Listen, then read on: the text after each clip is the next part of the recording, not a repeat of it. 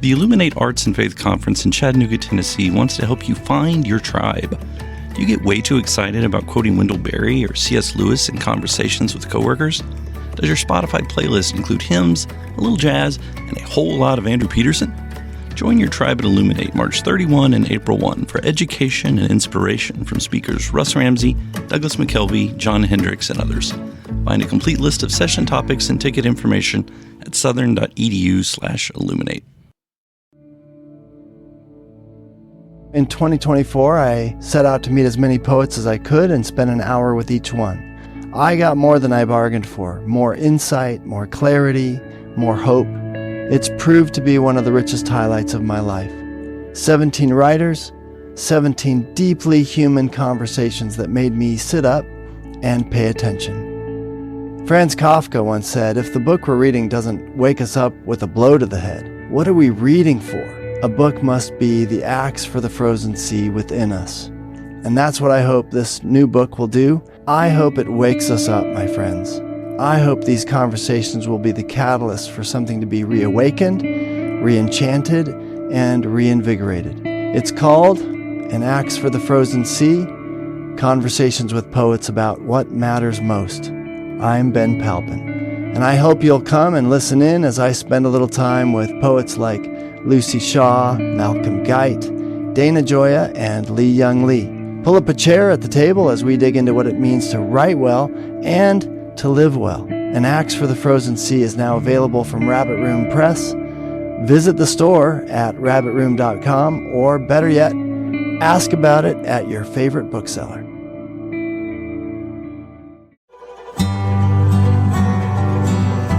Welcome to the Habit Podcast, conversations with writers about writing. I'm Jonathan Rogers, your host.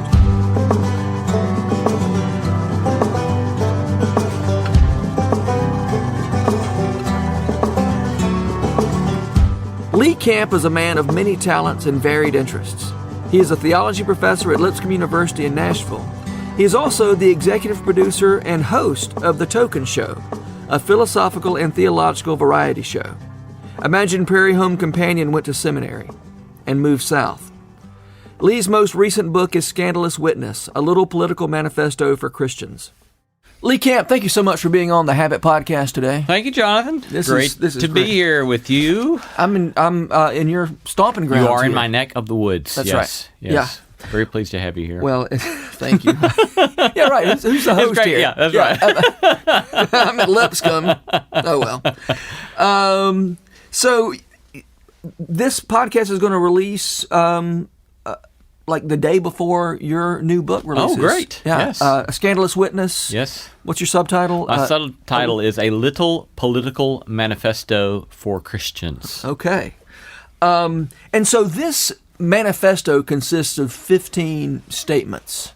15 propositions. 15 propositions. That I humbly say can change the nature of Christian witness in America.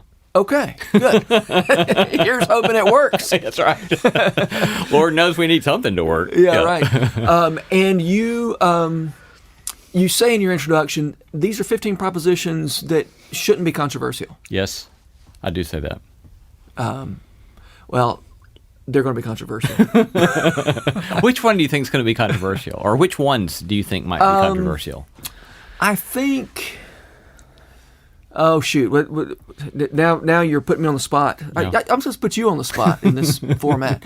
No, let's see. Some of the more provocative ones, let's say, yes. are, I think you say, again, there's no reason for this to be, anybody who thinks about this would agree. But I think one of your propositions is America is not the hope of the world. America is not the hope of the world. Yes, that is one of them. Yeah. Which, true enough. Well, it is true enough from a Christian perspective. Sure. From basic Christian orthodoxy. But there is a great deal of political discourse and rhetoric in American history that presumes to the contrary. Right. All right, so we have one of the things I try to do in the book is, I think as David Gushee said in one of his endorsements, is that I sort of kill sacred cows on both the left and the right. And I do try to be an equal opportunity debunker. But you see that, especially in the language of hope, right? So that you have people on both the right and the left who will talk about literally, this is a quote, I guess, from Jefferson, America is the last great hope of the earth. Or Lincoln will say that. And you have Republicans and Democrats who have used that sort of language to make the claim that if America is going to be saved, it's going to be saved through America. And they use messianic language, saved, or even with Woodrow Wilson, is very explicit kind of messianic language used about America. And so it ought not be controversial, but when set in its context, it's highly controversial. Yeah. And there's also it feels to me like you're being intentionally provocative in some of these statements, and you can confirm or deny. What was the one about the way we talk about the Bible and Christian values is not antithetical? Yeah, I think it's that Christian values, how Christian values and the Bible subvert Christianity. Yeah. That seems like you're asking for trouble. Well, but again, I think it's true, and I think it's it's a matter of basic Christian orthodoxy. When you look at, say, the Creed, the Apostles' Creed, for example, what you're basically getting is the outline of a narrative. It's a narrative, right? Yeah. It's not a list of values. It's not a list of moralistic statements.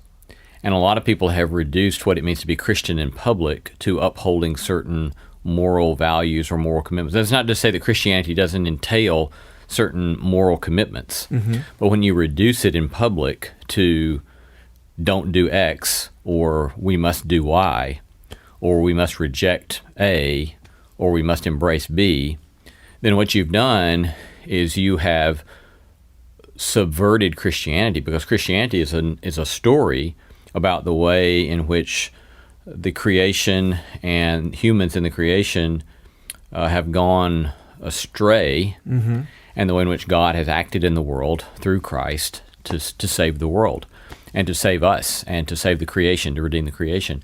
And it's a story that points back to a particular way in which God has saved, and the power that God has wrought in the world. And so Christianity is about that narrative and living out of that narrative. It's not about Christian values, so-called. And I do think that a lot of times those, in the name of trying to save Christianity in American public life, they're actually destroying Christianity because they're reducing it to something that it's not. And so I am kind of being intentionally provocative there, because I think we need to come to terms with the fact that a lot of what goes by the name Christian in public is not, and or maybe worse, has become its own unwitting subversive enemy to Christianity. Yeah. Let's talk about hope. You've already mentioned hope, and I think hope is such an. I'm now trying to steer things toward writing. I think hope is an important idea for a writer. Flannery O'Connor said, "People who don't have hope don't write novels." And of course, we're not just talking about novels here. Yeah. But maybe don't write at all. Yeah. People who don't have hope don't write. Yeah. And she also says people who don't have hope don't read. They don't. People without hope not only don't write novels, but what is more to the point, they don't read them. They don't take long looks at anything because they lack the courage. The way to despair is to refuse to have any kind of experience, and the novel, of course, is a way to have experience. That's a brilliant quote. Yeah. So you talk about hope a lot, and you've already talked about the false versions of hope that are offered to us. Yeah. How does hope inform your work as a writer? Yeah. Well, I do think that hope is central, not merely to the work of writing, but to the work of being human, in my mind. Of course, there are certain, as I understand, at least certain forms of Buddhist practice, at least as I understand it, and I'm no expert in this, but the way I understand some of it is that what it means to be at peace in the world or peace with oneself is to divest oneself of hope, Right. Because it carries with it certain expectations, and even though I will say that certain forms of meditation, have been immensely helpful to me in growing as a person and learning to let go of anxiety. Nonetheless, I can't find a way. I've not been able to find a way to go forward in life without having some sort of sense of hope. And because hope sets a horizon for possibility, and certainly in the Christian story, in the Christian conviction, hope sets a horizon for where human history is headed. And Hey, can I slow you down a minute? Yeah. Mm-hmm. Sets a horizon. I know that means something. I'm not sure what. What do you mean when you say sets a horizon? I guess what I'm trying to say is, I don't know, I just made that up. I think it sounds kind of good. Yes, it sounds good. But. Yeah, but what does it mean? I guess what I mean by it is that, when you, where you look to off in the distance, it determines a lot about the way you see yourself in the world, If I'm always looking down, if I'm always looking at just the crap that's right around me, or the hardship that's right around me, and never look off into a new possibility off on the horizon, then it oftentimes is not a very productive, fruitful, or joyous way to live. Yeah, and it reminds me of in Paradise Lost. Before he was a fallen angel, Mammon, when he was a pre-fallen angel, couldn't enjoy heaven because he kept looking down at the pavement. He couldn't believe that it was gold, and he couldn't look around. And so that's pretty because great. he was so interested in the bricks that the road was made out of. That is fascinating. Yeah. Yeah. So that same sort of idea, of looking off, and so I think that. For my own work, then as a human being, the indispensable nature of looking off or hopefulness, and then I also know that hope, in a very practical, pragmatic sense about writing, has been important for me in this most recent project because I grew pretty. What's the right word? I grew. Disillusioned, maybe, with writing after my second book. This one coming out will be my third book. After my second book, I was pretty disillusioned with the whole process of publishing. And you can pour yourself into a work. You put a lot of time into it, and then relatively nobody reads it, and it's just like, well, heck, why do that? And so. In a very practical sense, I was kind of like, I don't know if I'll write another book or not. And but I had been kind of working at this project for a while. And Trevor Thompson at Erdman's came by my office one day and said, "Hey, we're looking for some projects that look kind of like this, and do you happen to have any interest in this?" And I said, "Well, I do have this one project I've been kind of thinking about." And he said, "Well, send it to me." And, so we were off and running at that point. And then pretty quickly we took off. And when would that have been? I think Trevor came to me probably about 20 months ago. Yeah. And he was just kicking around Lipscomb campus? He was on campus for a conference. Oh, yeah, right. Yeah. So that kind of very concrete, somebody siding up alongside you and helping foster some sort of concrete hope that this particular kind of work can be useful in the world has been important. Yeah, okay. I was about to ask you, is that the same kind of hope we're talking about? Yeah. I would say it is one specific, it's a very narrow form of hope. Yeah. But it certainly correlates with a broader sense of hope as a human being that not that we're going to save the world, but that God's going to save the world, and that we are called then to the work of sowing seeds of bearing witness to that. Yeah. And that our bearing witness to it, that through God's work can be used in the world. Yeah.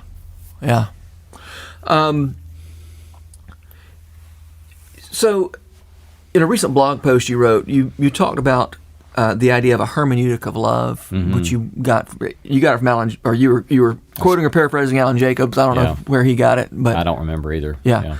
Let Let's talk about that. I mean, Okay. what does that even? First of all, what does the word hermeneutic mean? Yeah. So hermeneutic is how one interprets texts. Okay.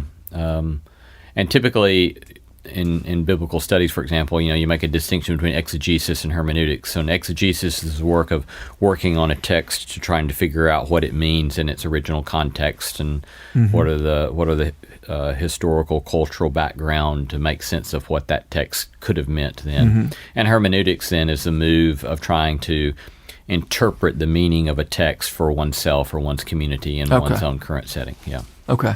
So hermeneutic of love kind of points to this notion of when you're trying to interpret one's experience or interpret the nature of another's, put text in quotation marks here, another's speech act or whatever the case may be, a hermeneutic of love is this sort of move to try to interpret it lovingly and interpret it through a presumption of the possibility of goodwill rather than some other possible hermeneutic.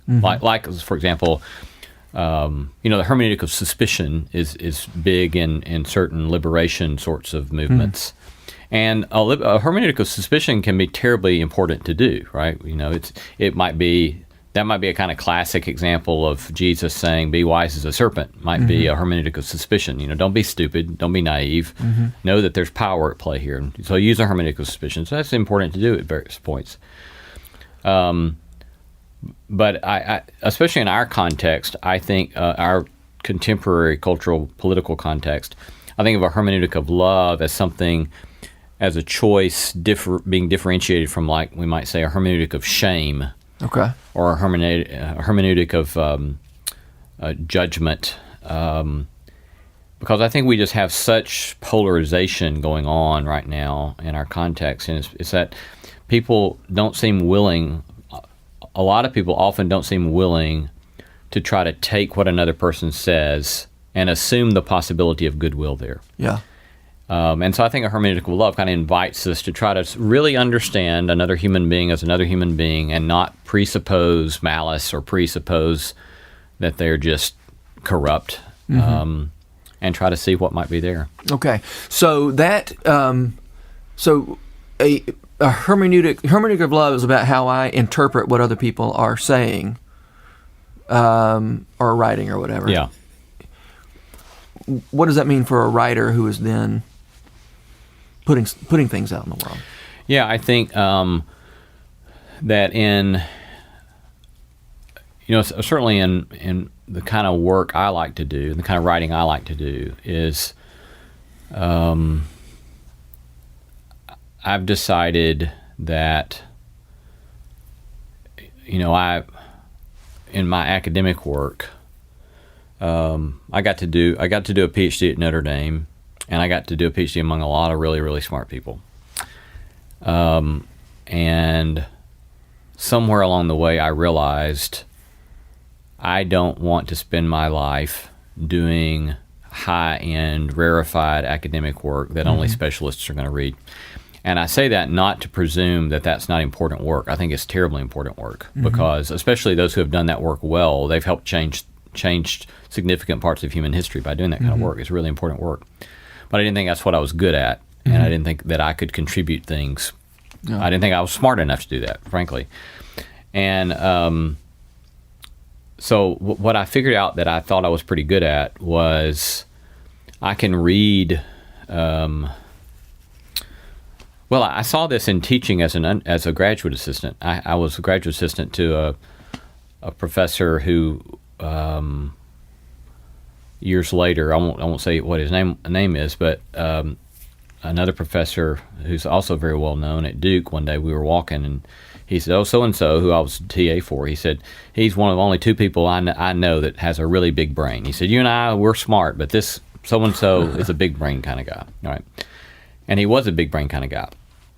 But I realized in being his TA that I could sometimes teach for him, and I could teach his undergrad students better than he could because he didn't know how to say it in a way that they could make sense of. And so it's like I saw I could kind of translate what the big brain people see. Yeah. I could understand them. I couldn't generate the stuff they generate, right? But I could understand the stuff they generate and then try to communicate in a better way.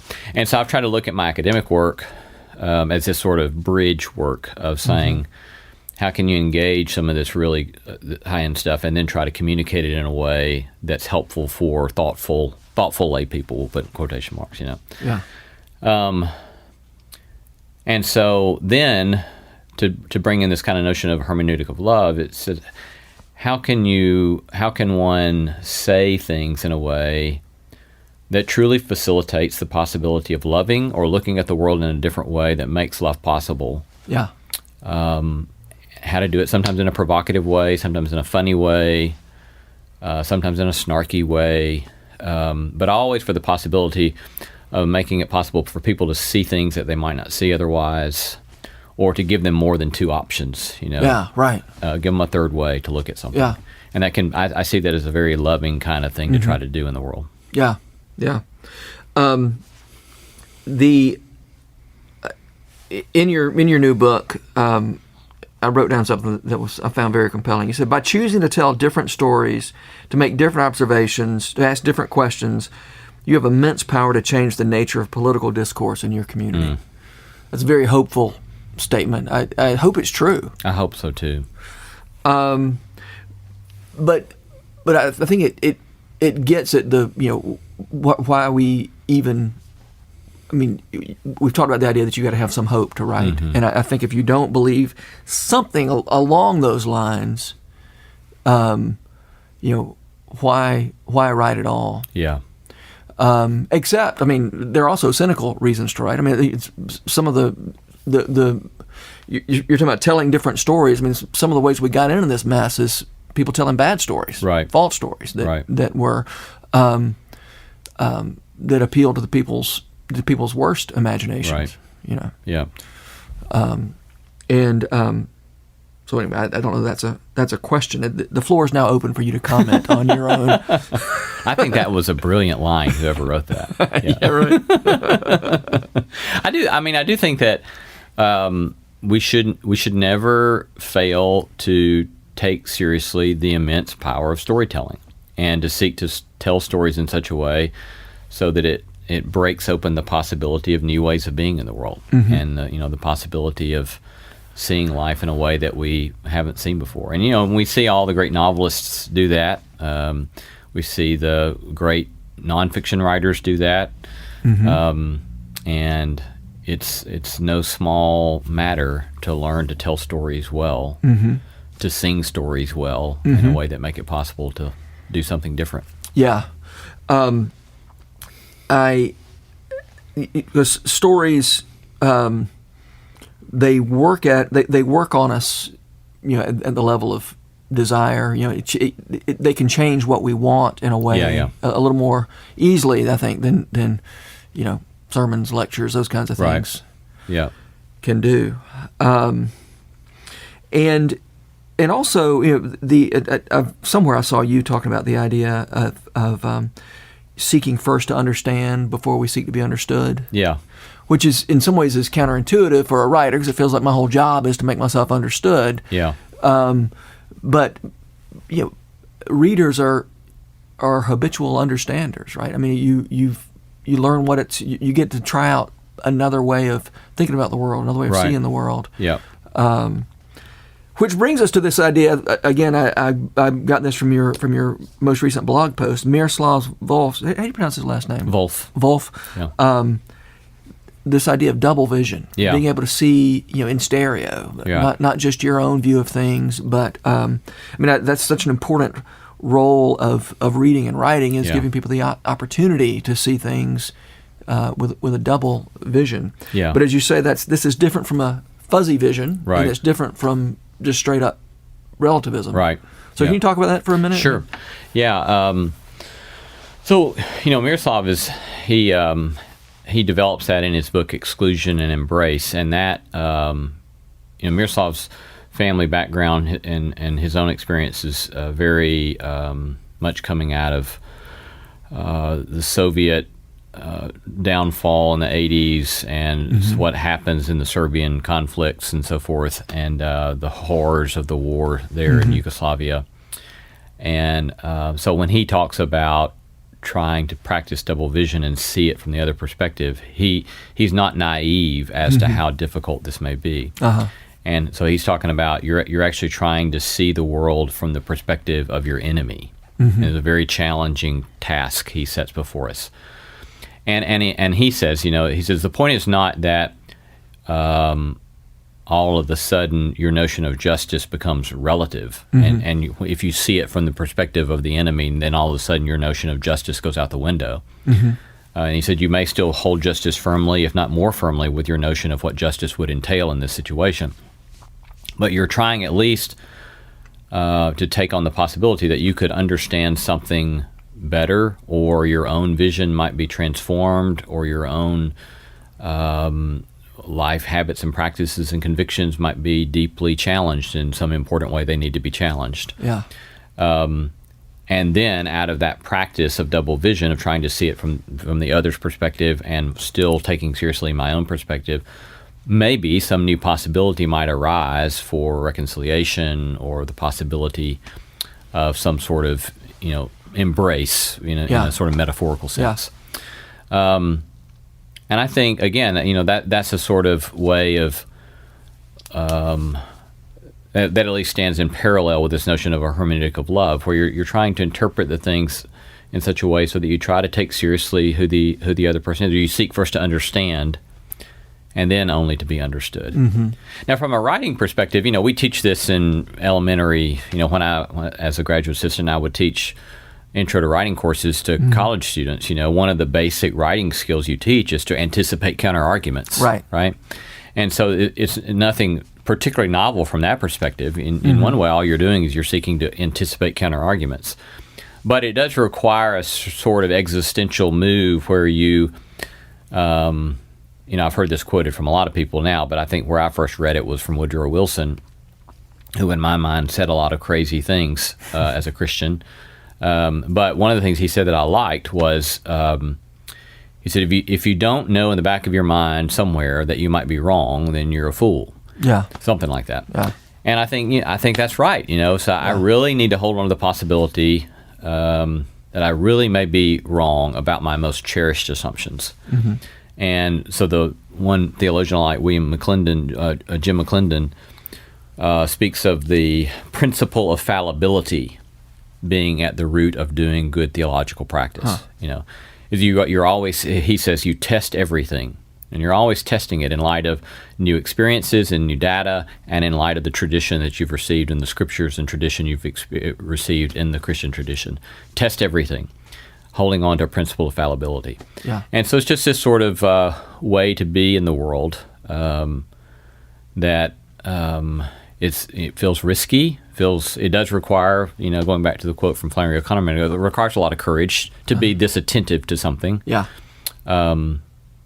But it seems to be a more true way to live, it seems like. Yeah. The kind of single vision that assumes I can't be wrong. The only way I cannot be wrong is if I'm the one who originates the truth. Yeah.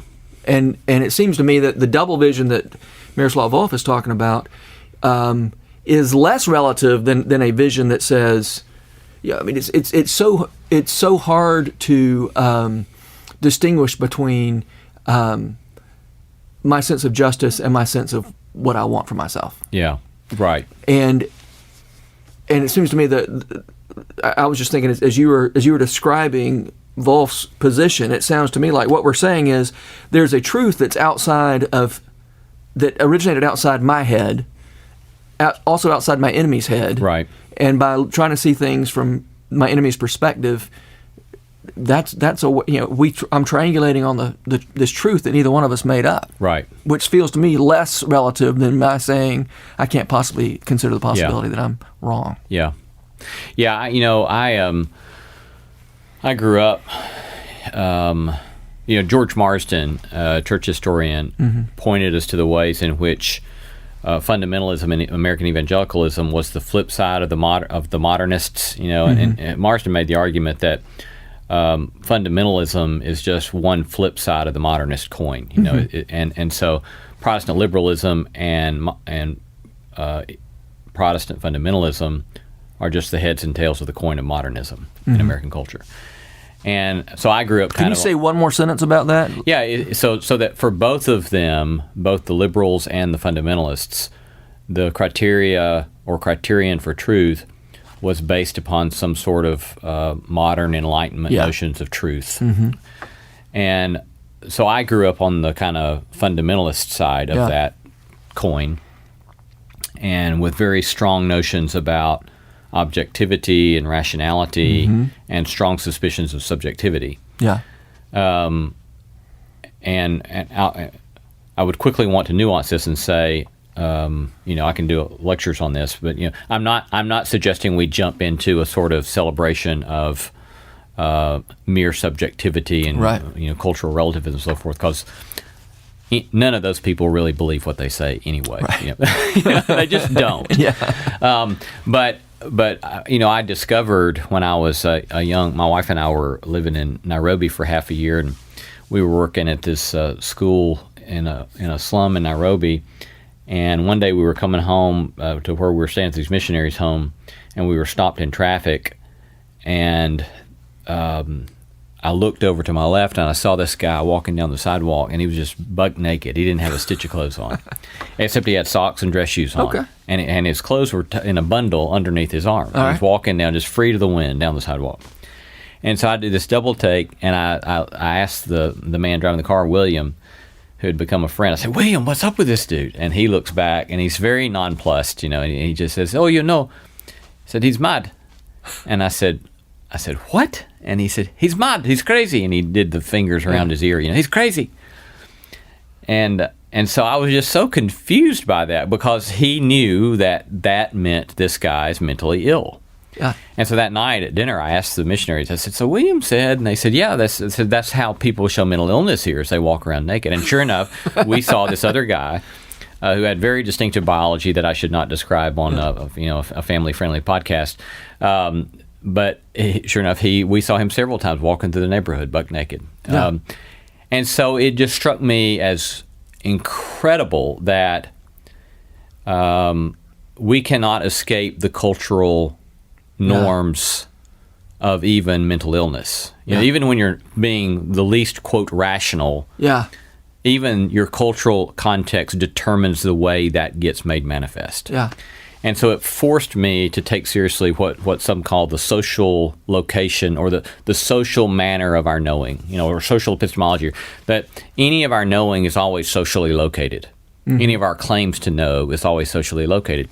And so subjectivity and objectivity always are inseparable from each other. There's some sort of truth that's outside of me. There's a reality outside of me. But anything I say about it is always mediated through me and or through my cultural context. It's inescapable. Yeah. And that fact itself ought to engender a certain humility, I think, in us. And so the more Has it worked on you? I think so. Yeah. I want to believe so. Yeah. But the temptation to pride is always a perennial human temptation. But I want to believe it's helped me. Yeah. All right. Last question. Who are the writers who make you want to write? I knew you were going to ask me that question. Yeah. I don't like that question, because I don't think of myself as a particularly literate person the way you are a literate person. That being said, though, I can point to some of the people that have moved me. They've moved you to go sit down and write something? No, I can't point to anyone who's moved me to sit down and write. What makes you sit down and write? Joy and hope. Mm-hmm. Sometimes anger. Is there any writer who engenders joy and hope in you? Yeah, one of the ones I had thought of, knowing that you're going to ask that question, was, I think of somebody like Thomas Merton. Yeah. Some of Merton's stuff I've gone back and reread numerous times. Or another person that I've reread numerous times, Will Campbell's memoir, Brother to a Dragonfly. Mm-hmm. I think I've read that 4 times. Really? I have that book, and I just haven't read it. Have you not? Yeah. I've read it, I think, 4 times, and I think I've cried every time I've read it. And I got to know Will Campbell, which was very dear to me. He lived in Hohenwald, is that right? No, he lived out in Mount Juliet. Uh-huh. Yeah. But being a Southerner, and I could just relate to so much of the stories he told and how he told those stories, and the brokenness and the beauty of Southern culture, just moved me. I do like, I haven't read her more than once. I've read 2 of Marilyn Robinson's, of her trilogy. And those are kind of like the Flannery O'Connor quote. You have to be prepared to go slow, because she wrote it. The pace of the books are very slow. Yeah, incredibly slow. But they're so beautiful once you give yourself to them. Those seem like books that would mean a lot to you. Yeah. I mean, from what I know of you, that feels like something. Yeah, there's a sort of pace to it that's beautiful. Or I think, Wendell Berry's, Wendell Berry, not Jayber Crow? Jayber Crow, yeah. Is another one that I found beautiful and moving and the like. Do you, Wendell Berry, do you prefer his fiction or his essays or his poetry? Well, I have liked all of them. Yeah. I have had my students read quite a few years his book of essays on sex, economy, community, and freedom. Yeah. And then I've read that. 3 of his novels, I guess. Yeah. And I've read, and I've memorized some of not a good number, maybe 3 of his poems. I did memorize. I can't recite it all now, and you wouldn't want me to, but the Mad Farmer Liberation Manifesto. That's just a fantastic poem that is one that is worth getting in your brain and chewing on again and again and again. Yeah. I think I could have guessed several of your writers that you were just from knowing you. So, all right, Lee. Well, thank you. It's been great to be here, and I hope good things happen with this book. Yeah, thank you. Yeah, I do. I'm hopeful about it, and would love for everybody to go out and buy a copy. Scandalous Witness. Scandalous Witness. A little political manifesto for Christians. All right. Thanks very much for having me. Yeah, let's do this again soon.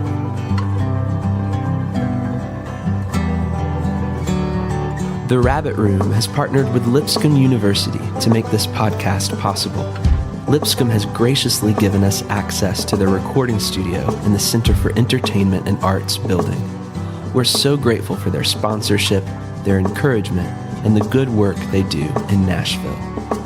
Special shout out as well to Jess Ray for letting us use her song Too Good as part of this podcast. Visit jessraymusic.com to hear more of her beautiful songs. The Habit membership is a library of resources for writers by me, Jonathan Rogers. More importantly, The Habit is a hub of community where like-minded writers gather to discuss their work and give each other a little more courage. Find out more at thehabit.co. This podcast was produced by The Rabbit Room, where art nourishes community and community nourishes art. All our podcasts are made possible by the generous support of our members. To learn more about us, visit rabbitroom.com, and to become a member, rabbitroom.com/donate.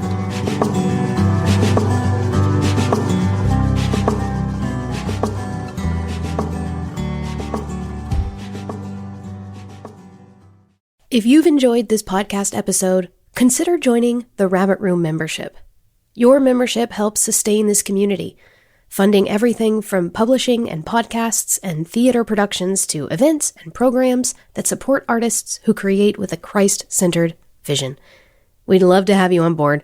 Learn more at rabbitroom.com/member.